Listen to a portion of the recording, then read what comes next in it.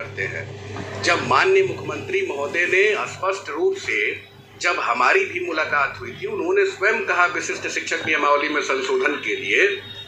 आपने देखा भी होगा मुख्यमंत्री सचिवालय से मुख्य सचिव को पत्र भी निर्गत होकर गया था कि अमुक जो बिंदु मैंने उठाया था 3 जिले में पदस्थापन करने की बात ये लोग कर रहे हैं। यह भी कहा जा रहा है विधानसभा में कि इन लोगों के संपर्क बदल रहे हैं। तो संपर्क बदल रहा है यह तो अच्छी बात है, तो संपर्क बदलने से पदस्थापना का क्या मतलब है? अगर वो शिक्षक सेम विद्यालय में भी रहे और उनके संपर्क को अगर आप बदल रहे हैं तो उसमें पदस्थापित करने की कोई बात होती नहीं है। दूसरी बात है कि बिहार के माननीय मुख्यमंत्री महोदय ने ऐतिहासिक गांधी मैदान में हमारे पिताजी स्वर्गीय केदारनाथ पांडे जी के नेतृत्व में 2020 में शिक्षकों ने एक बड़ा आंदोलन किया था। उस समय शिक्षकों को माननीय मुख्यमंत्री महोदय ने सेवा शर्त नियमावली दी थी।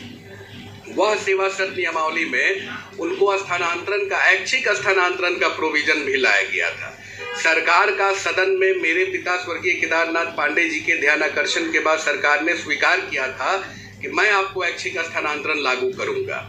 कई बार यह सवाल को हमारे स्वर्गीय पिता और बिहार विधान परिषद के अभिभावक और माननीय सदस्य संजय कुमार सिंह ने इस सवाल को कई बार सदन में उठाया कि आप जो सेवा शर्त नियमावली आपने बनाया है तो वह सेवा शर्त नियमावली में जो ऐच्छिक स्थानांतरण का प्रोविजन है आप दे दीजिए।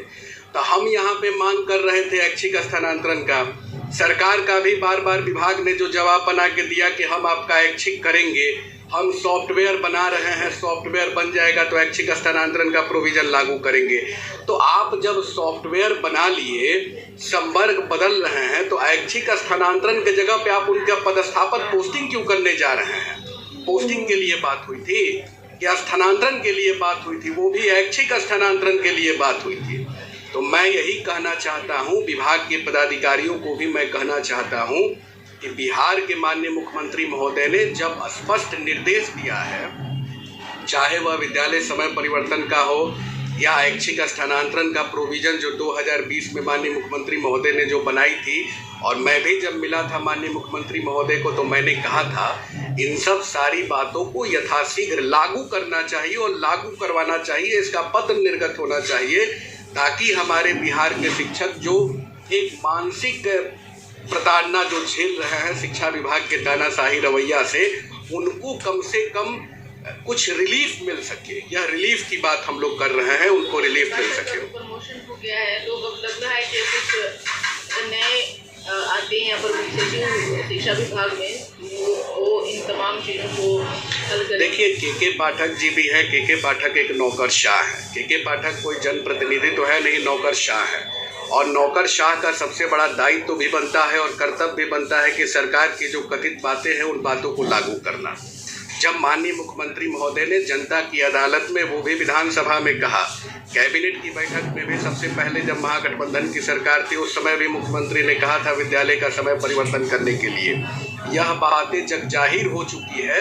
तो जब जग जाहिर बातें हैं तो ऐसे नौकरशाह के ऊपर तो हम तो मांग करते हैं कि सरकार को यथाशीघ्र कार्रवाई करना चाहिए ऐसे नौकरशाह के ऊपर जो बिहार के माननीय मुख्यमंत्री महोदय की बात को नहीं मानता है। उनको तुरंत उनकी बात को मानना चाहिए और अभी भी समय देर नहीं हुआ है। विद्यालय के समय में आप यथाशीघ्र परिवर्तन कीजिए। विशिष्ट शिक्षक की जो नियमावली बनी है उस नियमावली में जो मूलभूत जो सुविधा देने की बात है उस सुविधा को आप दीजिए। सदन में बार बार यह सवाल उठते रहा, माननीय सदस्यों ने यह सवाल को उठाते रहा, आप सदन को भी आप अवहेलना कर रहे हैं। जनता की अदालत को आप माननीय सदस्यों की भी बात को नहीं सुन रहे हैं। तो यह बात कहीं से बिहार के लोकतंत्र के लिए अच्छा नहीं है। अगर नौकरशाह हावी होते हैं, यह जनता के लिए बहुत दुर्भाग्य की बात है। भाइयों बहनों, आज जिस तरह से हमारे दोस्तों ने अपने संगठन के साथ, अपने समुदाय के साथ जिस तरह से गद्दारी करने का काम किया है, जिस तरह से अपने समाज को बिना देखे बिना समझे उनको दरकिनार करके और सरकार के डर के साए में सरकार के मोगैम्बो के सामने घुटना टेक दिया, तो उनके लिए तो मैं यही कह सकता हूँ, दूसरे की फिक्र मत करिए। आपको हमारी चिंता करने की जरूरत नहीं है।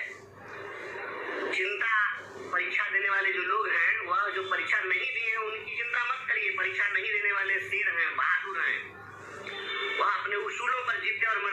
उसूलों पर जीने और मरने वालों की चिंता मत करिए, लेकिन आप अपनी चिंता करिए। परीक्षा देने वाले लोग अपनी चिंता करिए। और मैं आपसे कहना चाहता हूँ, तू अपनी फिक्र कर नादाम, मुसीबत आने वाली है। तू अपनी फिक्र कर नादाम, मुसीबत आने वाली है। तेरी बर्बादियों के महावरे हैं आसमाने में। तू अपनी फिक्र कर नादाम, मुसीबत आने वाली है। तेरी बर्बादियों के महावरे हैं आसमानों में। जरा देख उसको, जो कुछ हो रहा है, होने वाला है, जरा क्या है देख मन की दास्तानों में। न समझोगे तो मिट जाओगे मेरे शिक्षक साथियों, तुम्हारी दास्तां तकदीर होगी दास्तान। याद रखना, दो समाज के साथ गद्दारी करके और आप जो कर रहे हैं, आपकी दास्तान मिटाने की सरकार की चाल है। और इसको आप अगर नहीं समझ रहे हैं तो आपसे बड़ा बेवकूफ कोई नहीं हो सकता है। याद रखिएगा, जो आज अपने उसूलों पर खड़ा है, वही कल भी आपके लिए उसूलों पर खड़ा रहेंगे और उन्हीं के चलते आपकी नौकरी बचेगी।